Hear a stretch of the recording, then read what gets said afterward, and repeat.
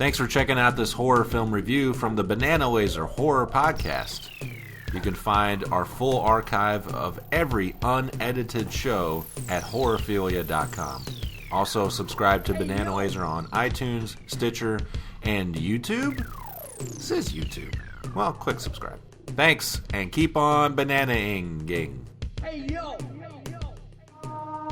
Penn is the one and only friend Leon's ever had. The only one who doesn't care that Leon's different.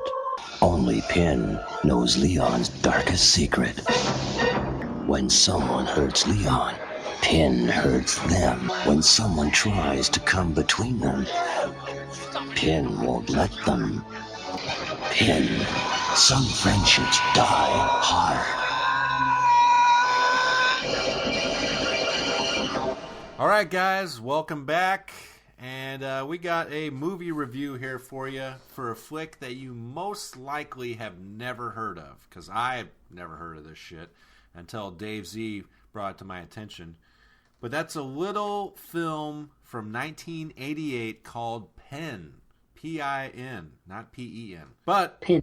Yeah. A Plastic Nightmare is the colon. A Plastic Nightmare. A Plastic Nightmare. That sounds like another porno thing. Angel above, a Plastic Nightmare below. Yeah. And there is one in this movie. We will get into that. There is a fucking... You know what? Just for fun, let's read some of the other taglines on IMDb. Here's one. Brother, sister, murder, sin. That's not that good. Oh, here we go. A journey beyond the edge of fear and madness. That's kind of general. And, this one's good. Is Penn alive? Leon knows, but nobody believes him. Okay. Nobody believes me. Okay, but actually, guys, if you're interested in this flick at all, before we even get into it, we're going to try and keep this as spoiler-free as possible. You can also check this out in its entirety on YouTube, at least as of this recording, because this movie is, to my knowledge, is not on DVD. It might be on VHS, but that's fucking good luck with that. So it's really a tough movie to track down. I am glad Dave's pulling all these old flicks out of his repertoire and throwing them my way. So yeah, man, walking through the 80s. Yeah, baby. Shit. We're doing it. 1988, we got one more to go, and then fucking we're on to something else. We're walking somewhere else or flying somewhere else. Who knows? Flying. But I don't know. Sky high. So this movie, the main character, not the main character, but the titular character is Penn. And that is a wooden doll, basically, an anatomically correct man used in a doctor's office to demonstrate the human body and stuff. And this movie centers around this family of four, two young children and the mother and the father. The father is the doctor, and he uses this doll to communicate to his kids in a fun way. But so much so that the young boy growing up literally thinks that this doll is alive because the father uses ventriloquism to make the doll talk. He throws his voice and he makes the doll speak, so much so that I didn't even realize that the doll wasn't even alive through the first couple scenes. I thought it was alive. You know, I didn't realize the father was doing the talking for him, and it was freaking me the fuck out. It is kind of freaky, and it even looks freaky. Penn. Oh, he just has a blank look on his face. He's not blinking, and he's talking to the kids. You know, it's a strange image to see this doll and hear this voice supposedly come out of his mouth. Well, I'll tell you, the doctor, he's fucking great. He should have had us. I think he's a pediatrician because I think I believe that, well, at least what we see, he has children in the office when they're sick, and he uses Penn, to explain certain things. So it would make sense more that he was just a pediatrician. But this guy's so fucking good at what he does with the throwing the voice and the ventriloquism. He should have quit his day job. He was incredible. He could have taken that. He could have been the next Jeff Dunham. Right? Yeah. They were rich. Vegas and shit. Yeah. Oh yeah, they were big time rich. Yeah, they had money, but I mean, holy fuck, this guy was so good as a ventriloquist, and it's just a movie. When he's across the room, but neither child, at least in the beginning, because the beginning they're 5 and 7. It flash forwards, there's like 3 different phases. They're 5. It's a 2-year difference. The boy's 2 years older. He's 7, and then she's 5, and then later on he's 13, she's 11. It finishes off that they're 17 and she's 15. But even at that age of 7 and 5, 13 and 11 years old, she starts to realize she's looking over and she can tell the younger daughter, Ursula, her name is, she's able to tell that her daddy's doing it. So he's so fucking good at it. It took them a while before at least one of them was questioning it. Yeah. And he's not wooden, though. I wouldn't say he was wooden, Pin. Yeah, he's probably plastic and whatever, but... Yeah, I think he's covered in plastic. Mm-hmm. He's like basically muscle and tendon and... Yeah, you see all the goings-ons under the skin, and apparently he has a dick, too. The movie centers around Leon. That's a young boy. And his kind of psychosis developing as they're growing up. One, he has insanely overbearing parents who don't show affection at all. The mother is a complete control neat freak, and the father is just a non-loving kind of father. Leon, he's in love with this doll. He's best friends with him. When he tries to go talk to him, he never talks to him when his dad isn't around. He doesn't get it. Well, he goes there one day, and then a nurse comes in, sees the fucking pin sitting there, drags it over to a table, and starts fucking it, I guess, is the only way you can truly describe it. And this boy is seeing the whole thing from behind a curtain. And he's probably 7. Dude, if that was my first time seeing some kind of sexual, that would fuck me up for the rest of my life. And I think it does this kid, too. So it adds to it what he already had going on. Holy shit. Right. But it's hysterical. The nurse comes in to clean up at the end of the day, and she closes the door, and she just looks over. Like, She takes the thing off him. Yeah.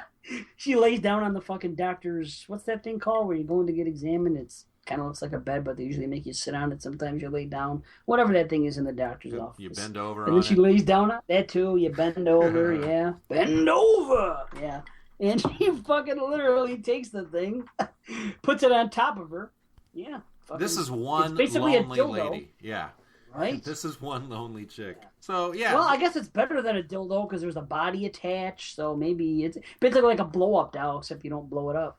It's plastic. And doesn't talk back. And doesn't talk back. And speaking of plastic, how about everything in the house being covered in plastic? Holy fuck, that woman. Yeah, she is insanely controlling. You see it at the beginning. The kids are eating their lunch or something, and they have a crazy, the whole setup, their house is so regulated and strict, and it's just not loving in any kind of fashion. They're going to grow up to be, I don't know, responsible, but they're not going to understand feelings and emotions and stuff like that, and that really hurts these kids because when they grow up, the son, ultimately, what happens is his mind splits. He thinks this doll is real, and he's kind of in a psycho kind of way. He's acting as the doll, like Norman Bates does with Mother. He's talking to him back and forth, blah, blah, blah. And then the sister becomes a slut, essentially. She's having an abortion at 15. This is what happens when you don't hug your children, people, all right? Hug your child, for the love of God. Yes. Oh, please. Man. Yes. Yeah, it's funny, though, the thing about her. How about when they're pretty young. Yeah, she's like 11. It's in the 13-11 phase. And the girl, he gets a gift. Or she gets a gift on her birthday, and the parents say, this one is from us, and this one is from Pin, right? And Pin, it's like the gift that was from Pin was like this ballerina that you turn around. It's like a music box thing, but it's a ballerina spinning around. And Leon is more fascinated with it than Ursula is, this younger sister, just because it came from Pin. So they're sitting in bed together at the end of the day. They're in Leon's room. And Leon's sitting there staring at this fucking thing still. And what is Ursula staring at? She's 11 years old. She's looking at a fucking nudie magazine of this fucking girl with tits. She starts talking to him about it. And then they're discovered by the dad, or the mother, pardon me. And then they bring them in there once again, because the parents are the way they are. The dad basically has Pin explain the birds and the bees to the children because he doesn't do it himself. So they go on, they listen to Pin, and she's how talking. Messed up? It's so disjointed. Right. like of course you're going to put all your, as a kid, of course you're going to put all your focus onto this doll because he's the one that you have the most intimate conversations with. The dad is so standoffish and stuff. You're not going to love him. or anything like that. You're going to love this fucking doll who told you what sex is, you know? These parents are nutty. Right, they are nutty. And it's funny because you can kind of see that she's going to be a slut. Well, first you see the scene where they're in their bed and they're talking about Pin and this and that. And she says, oh, maybe they'll let Pin come here, Leon says to the girl. And she's like, oh, but of course not. He's just an office dummy. And then he stands up and he fucking smacks her. Then he goes, don't you ever call him that, you know? So right off the bat, he's like, call him a fucking dummy? What's the matter with you? You know, so she realizes he doesn't. But then after the sex talk, they're talking about the need. It's quite funny the way the father has the discussion, you know, through Pin. He goes, everybody has this and you're going to have the need. And fucking, they're talking about this. And then afterwards they show Ursula and Leon talking. And she goes, you know what? And she goes, oh, they're talking about the need. And then she goes, I think I'm really going to like it, she says. Yeah, I can't wait to get a dick inside of me. It's going to be so awesome.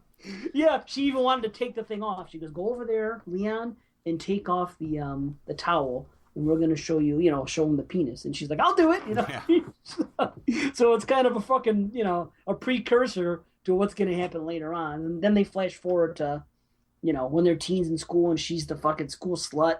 There's something written on the locker about if you need an easy screw, Ursula will do, you know. And then they're at that dance. Yeah. Then it takes them to the dance and all that shit goes on and she's out fucking the guy in the car and, you know, Leon is looking for her. He goes outside, he finds them fucking in the car. You know, of course he beats up the guy, blames the guy for, you know, because his sister's a slut, whatever.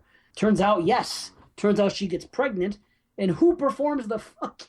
Her dad. This is fucking crazy to me. Yeah. What? Right? Like, holy fuck. Oh man, and the parents, they're just so matter of fact about this, you know. It's like there's no emotion in anything they're doing. I want to also say that the dad is played by Terry O'Quinn, who most famous in the horror community is in the Stepfather movies, Stepfather 1 and 2. Mm-hmm. And he's awesome. You know, I've always loved him, really enjoy him, but once she gets the abortion though, she kind of straightens up and realizes that that's not a way to live. Blah, blah, blah. But the son, he never comes around. He just gets... No, he gets worse. Worse and worse and worse. He has such a fascination with this Pin doll. He's obsessed. It just takes him over. Yeah, and I find that to be that's definitely the crux of the movie and the most fascinating thing. The guy who plays Leon, the boy, as a teenager, really does a great job. You know, agreed. A lot of times... They all do. Oh yeah, the acting in this well acted. It's a low budget movie, definitely, but the acting is really good, actually. Yeah. The only thing I would say that would knock it as far as budget is the score is pretty bad. But that's the only low budget problem, I think. It's still, I don't know. I think the score, it's still creepy, and for the time, it was different. It was like this is made in '88. It seems like a 90s type score to me. It's like synth and things like that. I don't know. I kind of liked it. It was kind of a creepy score. I don't know. It was better than using... I mean, you're not going to use slasher music in a movie like this, of course. But I don't know. It kind of fit the movie, I guess you would say, the score. Yeah. I mean, this isn't really like a necessarily a straightforward horror movie. There's not a lot of horror elements in it. It's mostly psychological and... And just the feeling of dread, you know, it's just keeps building and building and building. You know, lots of people would probably say that this movie is slow, and you know, it's not necessarily fast action constantly all the time, but you have to have every one of these scenes to see the progression and to get the entire envelopment of the story. If you don't have every single one of these, if you just get the shorthand version, it's not going to have the same effect. You know, so I wouldn't say it's slow. I was engaged the entire time. I was fascinated, like, what's going to happen? You know, this kid is fascinated with his doll. Eventually, the parents die in a car accident. Spoiler, that happens probably at the end of the first act. They die in a car accident, and that's Pin's in the car. How about that? Yeah, Pin's in the car, and that's when the younger son really just kind of totally jumps off the diving board. It goes balls in, and he starts doing I guess he teaches himself the ventriloquism that his dad, you know, was doing with Penn, and that's when he does the talking back and forth. much like Norman Bates and Mother in the Psycho series. Totally. Very much. And it has that same kind of creepy vibe. And the son, or the actor who plays the son, does just as a phenomenal job as Norman Bates does in that series. And yeah, very good performance. Mm-hmm, yeah. Really good. If he wasn't as strong, it wouldn't sell it, because he's got to sit there and act off this puppet that's not moving, totally motionless and stuff like that. What's interesting, I thought, though, was the way why Pin was in the car. It couldn't have happened at a worse time for what's going to happen with this dude, because he's trying to figure out what college to go to, and he's arguing with his father about it, and his father wants him to get out of the town and go somewhere else because he's a straight A student. He's fucking very intelligent, but he has a little, socially he's a little awkward, and that's his parents' fault, really. But whatever. So they get to that point, they're having this discussion tonight about the college where we're going to go, and he ends up, this fucking crazy bastard, because we see it the first time when they talk about the abortion. They run off because the girl tells him, I'm pregnant. He goes, what are we going to do? Because he's like, well, let's talk to Pin. And she humors him, and they go there, and we see that for the first time. We see that Pin answers back, and now the girl goes outside, and she's like, where'd you learn how to do that? And he's like, do what? That's right. Yeah. Yeah, so he's giving this fatherly advice to his sister through Pin, and apparently he doesn't know he's doing it, much like you said, like Bates and Mother and Psycho, same thing. Then he goes back to him another time, and this was the first time they went was the first time that they ever spoke to him without father being there. He's like, oh, this is something so important. He's like, Pin has to answer us this time, and sure enough, he made it so Pin answered. And then the second time he's arguing about the college. He goes to his father's office. He's talking to Pin about what college to go to, and the father just happens to come in there because he forgot some papers. They're rushing to he's going to give some speech. So they come in there and he's like, oh, fuck, I got to go back. I got to get these papers. So they go back, and the father sees that, Leon is talking to Pin. He realizes something's wrong with Leon. So that's why he goes outside. He takes Pin out of the office. Obviously, he was going to get rid of Pin right then and there because he saw the problem with his son. But unfortunately, because they were rushing to this big meeting, they slid off the road and they died in the accident. It's weird because how about when Pin sits up in the back seat right as the accident happened? It's kind of creepy, It is. Anytime they show this doll, it's fucking creepy because he just has this dead stare. It's not like some of the other movies with dolls where parts of the doll would move and stuff like that. Like, there's nothing there, but yet you still feel his stare coming at you, and it's kind of creepy, definitely. Especially when after the parents died, this fucking, I guess their aunt comes and stays with them to take care of them, and that's when Leon, he already tells his sister, he's like, I don't want this bitch here. I think we're fine on our own. She has a heart problem. He ends up scaring her to death with this goddamn doll. Yeah, I would be frightened to death. It's fucking scary. So that scene is fucking creepy as shit. Yeah, too. Yeah, it's and really she's in bed. Creepy. Dorothy, holy fuck! Because he moves Pin in. Basically, when when shit goes awry and the parents are gone, first thing they do is they come home and they rebel. They take off the plastic off the furniture. We're all gonna do this now. But we got some money. They don't have to fucking work if they don't want to. Whatever. They're in I wouldn't say celebrating, but it's just part of the grieving process. They're just letting loose a little bit, and they're taking the plastic off. And okay, we're gonna do what we're gonna do, whatever. But of course, Leon, being as fucked up as he is, wants to move Pin in. So the first fucking thing this kid does, he brings it in his parents' room, sets it in the chair, and then puts his father's clothes on it. Mm-hmm. Ursula sees this, and she's like, "What the fuck? What are you doing?" And then she tries to say something. It comes up again once or twice. He's an office dummy. But he raises his hand like he's going to strike her, and she backs down. And then she eventually learns, I'm not going to try to convince Leon that Pin's not real.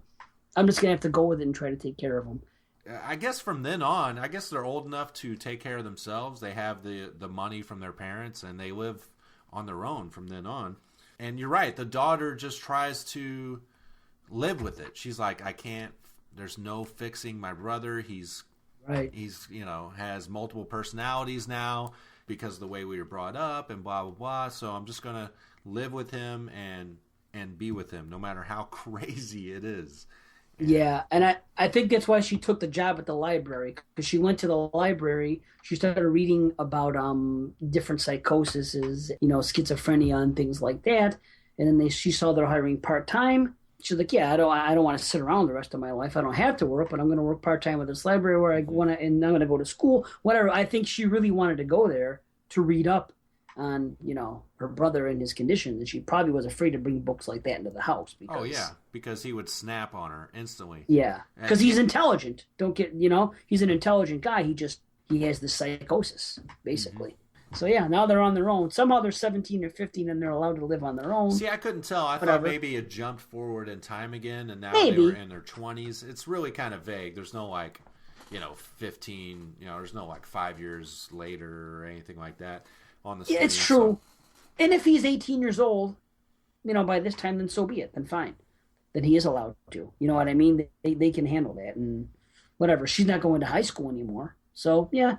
I guess maybe it is a little bit after that, but that's neither here nor there. It has nothing really to do with the plot, but yeah, she starts at the library and then she meets the guy at the library, and she ends up getting a boyfriend, and this is at the beginning of the third act, and obviously her brother's got a big problem with another man coming in and taking her away from him and stuff like that, and this is where I would say a lot more of the horror develops is in the third act, because you can see his breakdown and him trying to manipulate them to split them up. He's already killed a family member, so you think eventually something's going to develop between them.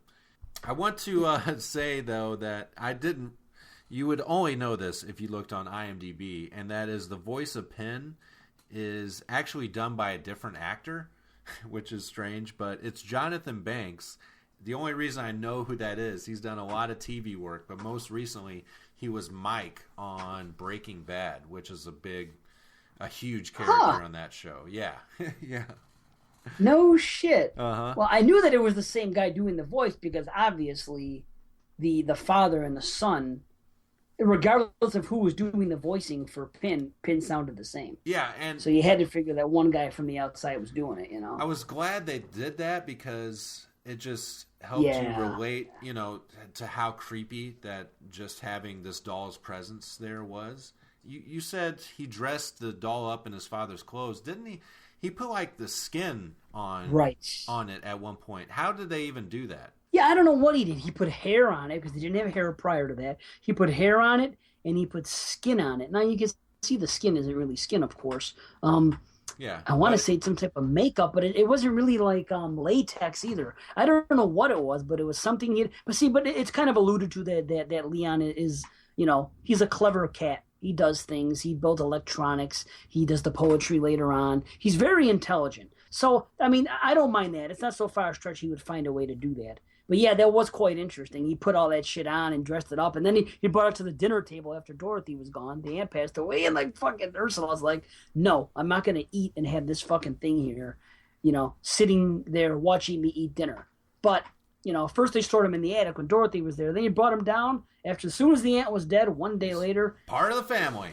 Yeah, right back in the fucking room. And he's talking shit to her. He goes, Penn is more of a part of your family than Aunt Dorothy ever is, or something like that.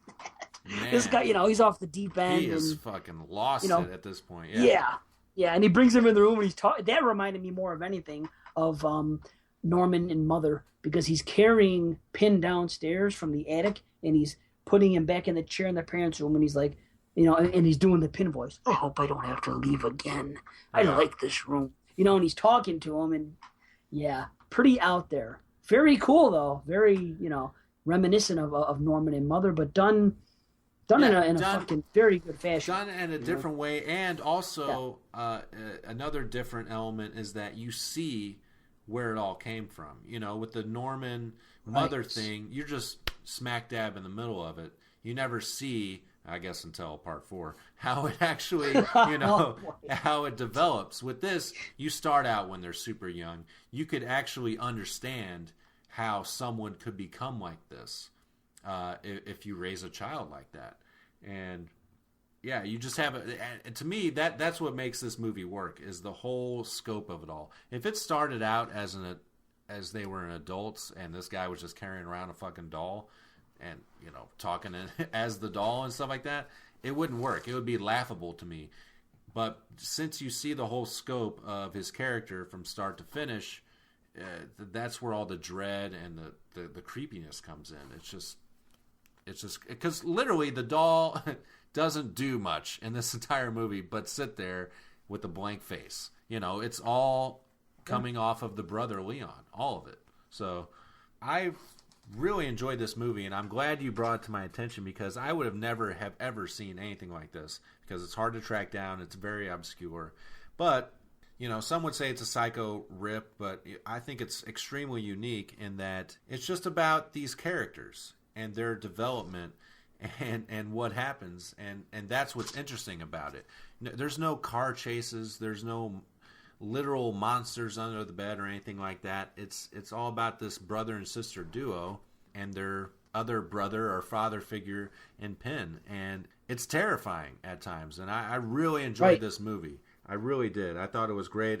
I put this on at like midnight last night, and it kept me engaged all the way to the end. So I know you're a fan of this movie, Dave. I guess let's go ahead and give it some ratings. If we're going 3 out of 5, on the Netflix rating scale, I'd definitely give this 3. Probably a 3.5. I'd say 3.5. I really, had fun with this movie. It kept me engaged the whole time, and the pen is creepy. I mean, I can't get the image of this fucking guy out of my head. So it's definitely a creepy fucking flick. Definitely. Very memorable. Yeah, peel it back for sure. Peel it back, and I'm glad you liked it. Good. I'm glad I get a 3 out of 5 out of it for you. And I'll give it a 4. I'll go a little higher. I've seen it 5 times. Seen it 5 times. Holy shit. Yeah, and I didn't see it forever because you couldn't see it. And I only knew about it through a book that I read about a Fangoria book that came out. It was gifted to me, and there was a bunch of movies in it saying 101 movies that you've never seen before or something along the good book. If you can get it, get it. It's Fangoria 101 Best Horror Movies You've Never Seen, I believe it's called. So anyway, I knew about it, and the reason it was called You've Never Seen, availability was, there was none. It was hard to get it. So I knew about it. It came on Netflix streaming for like 6 months and then came down. Once, like, right now it's on YouTube. It comes and goes on YouTube. It goes up, comes down. But yeah, I've seen it 5 times now, and like I didn't even see it ever until 2 years ago. So even after 5 viewings, yeah, it's a very unique film. It's interesting. It's psychological terror. It's good shit. It's good to see good performances. All around, very good movie. So yeah, 4 out of 5. Peel it back, of course. Check it out if you can. Get on now. Get on YouTube now. Yeah, go. If we've piqued your interest at all, go check it out now and just watch the opening scene. We didn't really talk about the opening scene. I think we shouldn't, but if just watch that, and if that doesn't intrigue you enough to check this flick out, then then don't watch it, I guess. But that scene should draw you in itself. Trust me. Yes, it's a creepy little film, definitely. Yeah, we're not discussing the beginning or the end, keeping it spoiler free in that respect, but it's good. Check it out, man. There's a good payoff. It's cool. You won't come away from it thinking you wasted any time. I'll say that. Mm-hmm. So. Yep. Pen. Banana Laser says peel it back.